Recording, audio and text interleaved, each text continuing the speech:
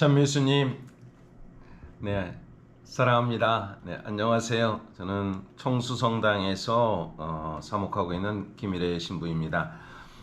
가톨릭의 교리서를 일주일에 한 번씩 한다고 했는데 그렇게 잘 안 되네요. 본당에서 어떻게 있다 보니까 이상하게 잘 안 되지만 나름 노력하는 마음으로 새로운 마음 가지면서 이렇게 교리서를 하도록 하겠습니다. 가톨릭의 교리서 이 책이죠. 가톨릭의 교리서 지금은 제3장 성령을 믿나이다 라는 부분에서 839항 교회와 비그리스도인과의 관계에 대해서, 즉 지금은 그러니까 교회에 관한 이야기죠. 교회론이라고 하는데요. 거기에 대한 부분에서 이렇게 함께 하도록 하겠습니다.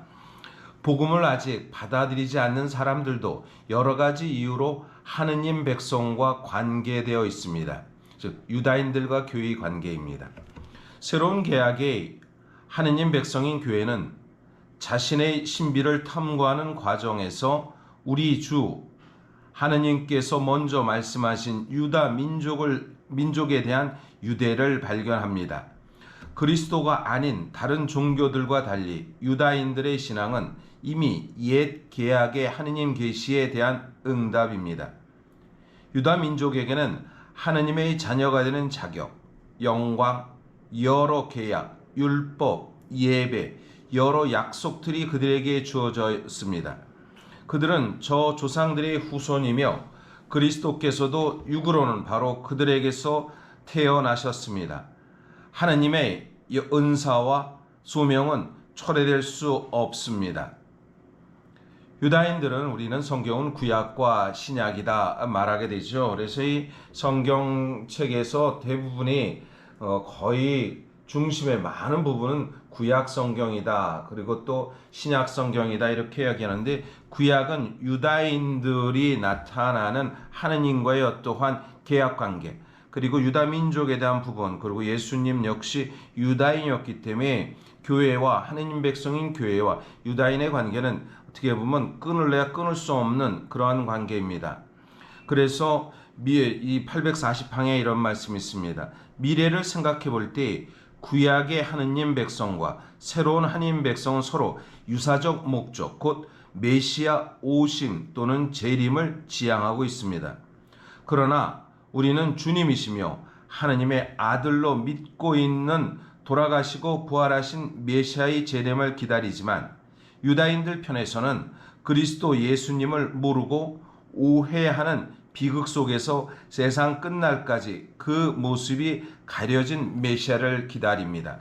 그래서 구약의 그 유다인들과 신약의 그리스도인과의 큰 차이는, 같은 하느님의 재림을 기다리지만 구약의 그 유다인들은 신약에서 맺어진 당신께서 약속하신 그분이 예수님으로 오셨다는 것을 받아들이지 않기 때문에, 그렇기 때문에 세상 끝날까지 메시아를 기다리지만 우리와 기다릴 메시아가 다른 것이다 라는 것을 이렇게 이야기할 수 있죠. 841항입니다. 이슬람 교인들과 교회의 관계입니다.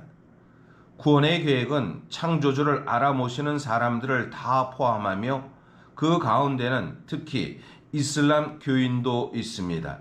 그들은 아브라함의 신앙을 간직하고 있다고 고백하며 마지막 날에 사람들을 심판하실 자비로우시고 유일하신 하느님을 우리와 함께 흠숭하고 있습니다.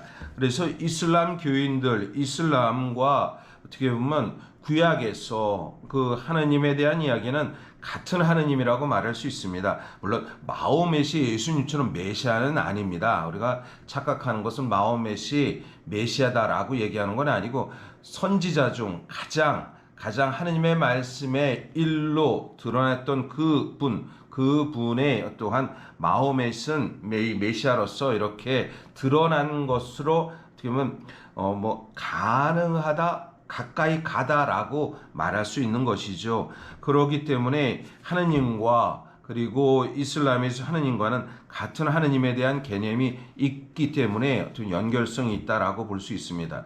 842항입니다. 그리스도가 아닌 다른 종교들과의 교회의 관계는 먼저 인류의 공통 기원과 공통 목적에 대한 유대입니다.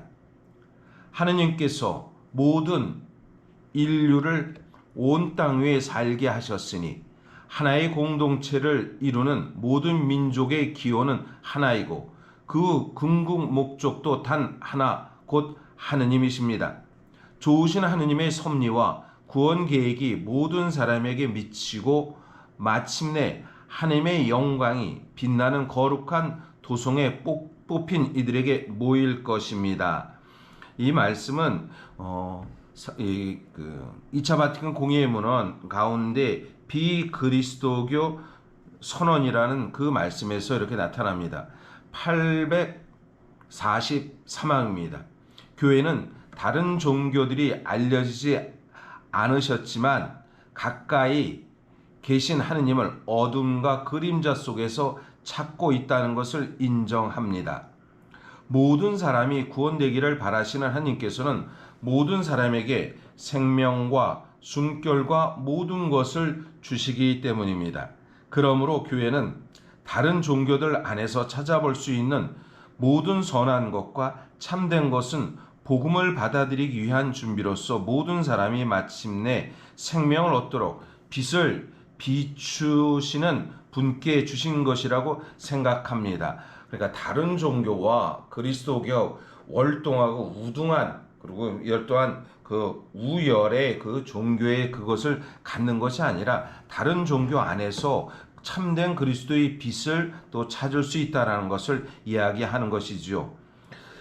844항입니다. 그러나 사람들은 그 종교적 행동 양식에서 하나님의 모습을 왜곡시키는 오류와 한계를 보이기도 합니다.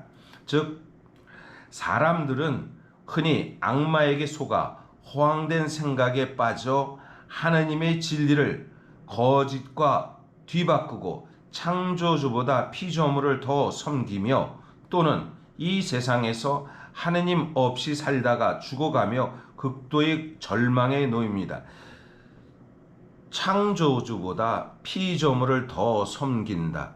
이것은 교주들이 하는 행동이죠. 어느 이 종교 가운데 많은 종교들 가운데 특별하게 우리가 말하는 이단이라고 말하는 그 종교는 하느님을 섬기는 것이 아니라 그 종교의 창설자라고 하는 사람들이 섬기고 아니면 또 본인은 그리스도교의 또한 종교인이라고 말하면서도 하느님에게 저주를 품는 이는 참된 종교적 행동이 아니라고 볼 수 있는 것입니다. 845항입니다. 성부께서는 죄 때문에 흩어지고 길 잃은 당신의 모든 자녀를 다시 모으시기 위하여 온 인류를 당신 아들의 교회로 불러 모으고자 하셨습니다.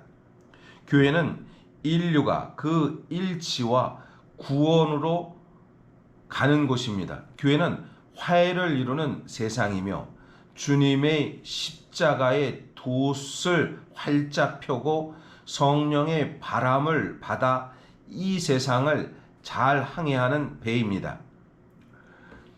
교부들이 즐겨 쓰는 또 다른 표현을 빌리자면 교회는 홍수에서 유일하게 구해주는 노아의 방주에 비길 수 있습니다. 이처럼 교회라는 것의 그 모습은 마치 항해하는 배와 같이 순례하는 배와 같이 그 안에 우리가 이렇게 올라타서 끊임없이 주님과 함께 하느님의 섭리 속에서 구원의 길로 가는 삶을 말한다라는 것을 이렇게 얘기할 수 있습니다. 네, 지금은 2025년 8월 9일입니다. 오늘 토요일 8월 9일 아직은 무척 더운 여름이지만 주님 안에서 축복 속에서 또 행복한 날 보내시고 다음 주에 이렇게 영상 또 올리도록 하겠습니다. 네, 고맙습니다. 네.